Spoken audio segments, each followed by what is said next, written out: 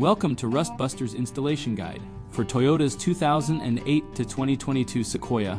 Before you begin, if you are uncomfortable performing any of these procedures, we strongly suggest seeking a qualified professional.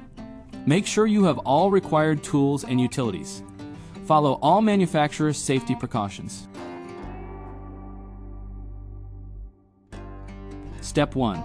Disconnect the vehicle's battery. Inspect for fire hazards such as leaking fuel lines or engine components. Repair or remove any hazards before starting. Step 2. Lift your vehicle and support it with stands. Uninstall the spare tire, tow hook, and any brackets, wires, or clips in the area. Step 3. If the body mount or cross member in the area need replacement, cut them off now. If not, remove the corresponding perforations on the frame section. Next, cut out the factory tow hook mounting point on the bottom of the frame. Step 4. Slide the frame section onto the frame, using the holes for alignment.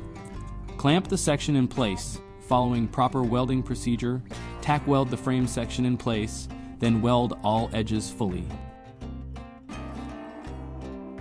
Step 5.